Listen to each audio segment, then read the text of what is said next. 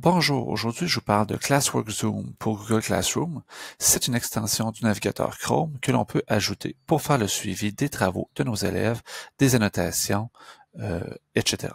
Donc Classwork Zoom, vous allez l'ajouter à votre navigateur Chrome sur ordinateur à partir du lien que j'ai placé en descriptif de la vidéo en bas. Et quand vous allez accéder à Classwork Zoom, il va y avoir un petit add-on qui va se mettre ici dans votre navigateur. Vous commencez par cliquer dessus et va s'ouvrir ce qu'on appelle le timeline. Lorsque vous arrivez dans Classwork Zoom, première des choses, la page d'accueil va toujours être une vidéo explicative en anglais, vous montrant les principales fonctions de Classwork Zoom. Et je vous mentionne au passage que cette application, elle est payante. Le coût est quand même assez modique, mais pour l'instant, elle est totalement gratuite en raison de la COVID-19. Une fois que vous êtes entré, vous allez sélectionner vos classes. Donc, vous allez sélectionner, par exemple, ici, j'ai un groupe qui s'appelle Groupe Présentation, dans lequel j'ai un élève. Donc, ici, se télécharge le fait que j'ai un élève. Je peux sélectionner les élèves que je veux et les travaux que je veux. Pour l'instant, il me reste seulement un travail qui est actif. Je vais cliquer dessus et je vais construire le timeline. Mais avant de construire le timeline, je vous explique comment ça fonctionne. Classwork Zoom, ce qu'il fait, c'est qu'il va chercher dans votre Google Classroom des infos auxquelles vous avez déjà accès. C'est-à-dire que les travaux de vos élèves, toutes les modifications qui sont faites sont indiquées dans l'historique des versions de votre travail. Donc, en cliquant sur Build Timeline, vous allez avoir un historique de toutes les versions, toutes les annotations qui sont faites par l'élève, parce que vous êtes copropriétaire du fichier, et vous allez pouvoir faire un suivi de quel temps l'élève a passé sur son travail, etc. Je vous montre par la suite. Ça fonctionne avec les documents Docs, les documents présentation, donc Slide, les documents Sheets et les documents Google Draw. Seulement ces 4 types de fichiers-là, ce qui est quand même pas pire.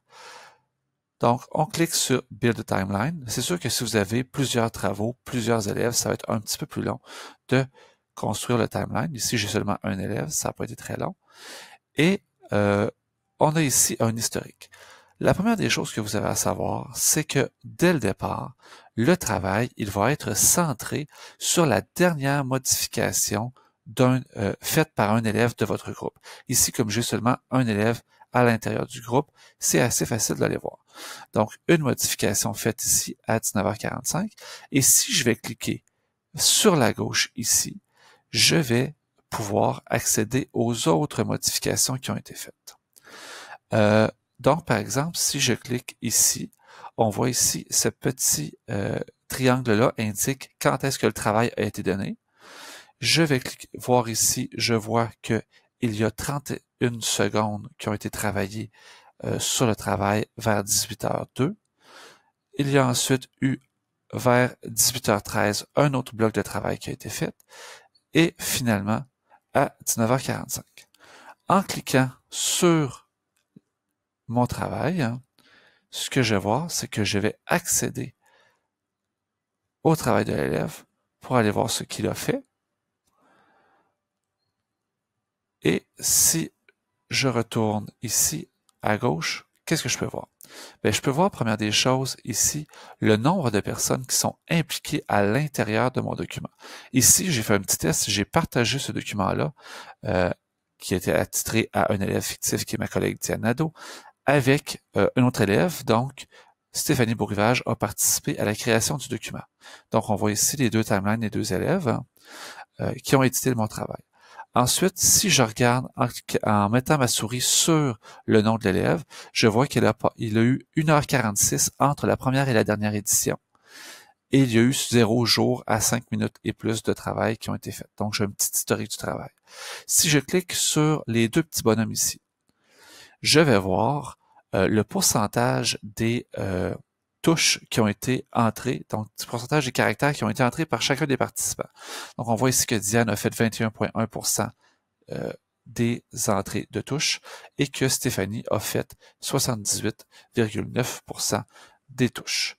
Je peux changer ici pour le pourcentage de temps en édition. Donc, on voit ici que Diane a fait un petit peu plus que tout à l'heure dans l'autre partie du travail. Donc, ça peut être particulièrement pratique, par exemple, si vos élèves font un travail d'équipe. Ensuite, qu'est-ce que je peux voir? Si je vais voir, par exemple, le travail de Stéphanie.